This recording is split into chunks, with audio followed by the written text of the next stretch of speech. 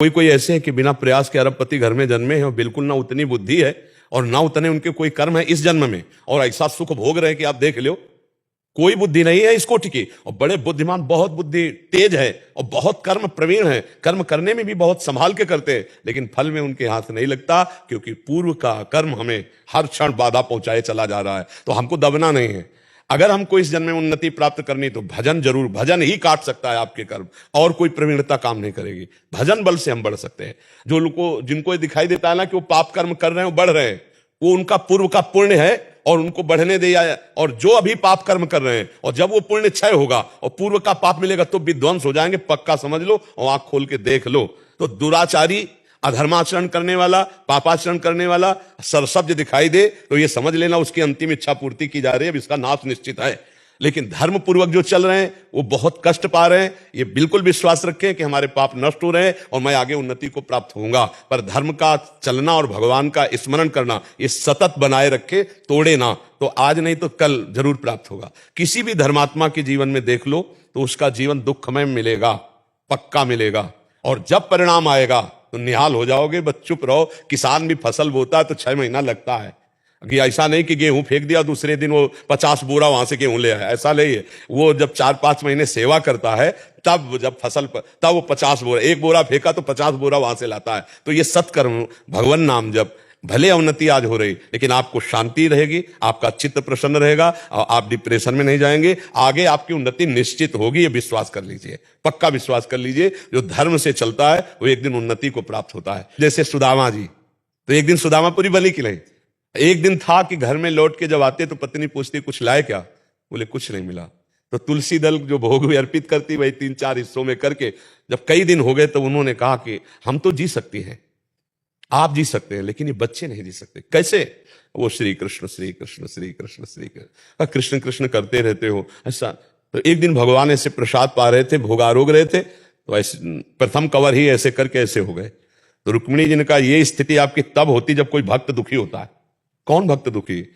तो उनका, मेरे एक मित्र हैं बचपन के सुदामा जी, कई दिन हो गए आज उनके घर में भोजन नहीं। बोले प्रभु आपका मित्र भोजन नहीं, आप इशारा करो त्रिभुवन की राज्य लक्ष्मी, क्योंकि महालक्ष्मी का अवतार है रुक्मिणी जी।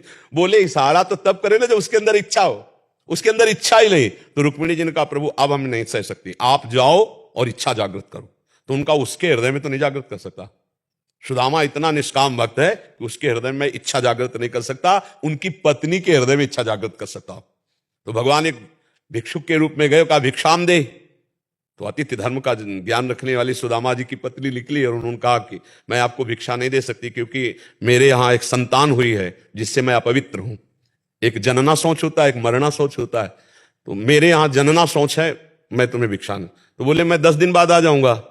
बोले फिर भी नहीं दे पाऊंगी। क्यों? क्योंकि जो हमारी अपवित्रता वो दूर होने वाली नहीं। बोले ऐसा क्या? बोले स्पष्ट बताऊं, दरिद्रता रूपी संतान को हमने जन्म दिया है। दरिद्रता अर्थात मेरे पास कुछ नहीं कि मैं आपको दे दूं।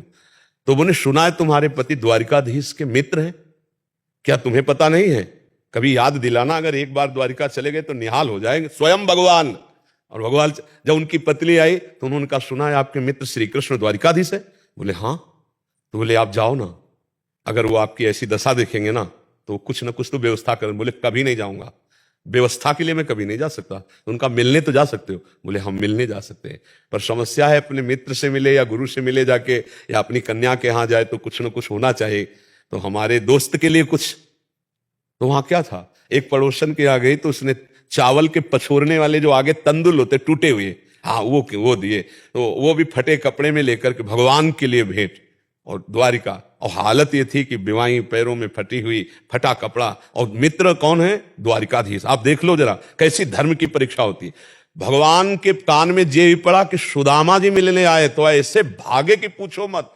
सबके होश उड़ गए कि ब्रह्मा जी और शंकर जी यहां आते हैं तो उनको भी इंतजार करना पड़ता है, लेकिन एक शब्द सुना सुदामा जी आए तो बावरे होकर भगवान भाग पड़े और ऐसे जाकर हृदय से लगे और रुक्मिणी जी के पलंग में आकर भगवान ले बैठा ला रुक्मिणी जी को, और आप स्वयं चरण धोए भगवान की। देखो भक्त के चरण, पग चापू और सेज बिछाऊं, नौकर बनूं हजाम, हाकू बैल बनो गडवारो, बिना तन ख्वारतवान, यही तो मेरे मन में छड़ी भगत मेरे मुकुट मणि। और भगवान कि अश्रु प्रवाहित हो रहे सुदामा जी की दशा देखकर। बार बार चेहरे की तरफ देखते हैं, बार बार चरणों की। सुदामा जी के अश्रु चल रहे हैं कि करुणा निधान अखिल कोटि ब्रह्मांड नय के कौन सी लीला कर रहे हो। रुक्मिणी जी जल डाल रहे हैं, भगवान चरण पखार रहे हैं।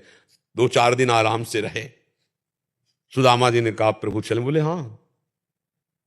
सुदामा जी मन ही मन हंस रहे कि कह रहे थी चले जाओ, कुछ व्यवस्था कर देंगे। हमारे श्री कृष्ण इतने निरपेक्ष है कि जानते इस दरिद्र ब्राह्मण को कुछ दे देंगे तो मेरा भजन भूल जाएगा, इसलिए कितने कृपालु है। अच्छा प्रभु, तो बोले जो ये कपड़े नए वाले हैं ना, इनको रख दो, नहीं रास्ते में कोई चोर परेशान करेंगे, अपने पुराने पहन लो। तो रामा जी ने पहन लिया कि बहुत कृपालु, उनको कोई निरपेक्ष है वो। भगवान ऐसे चल रहे लीला में, कहा इधर से चले जाना।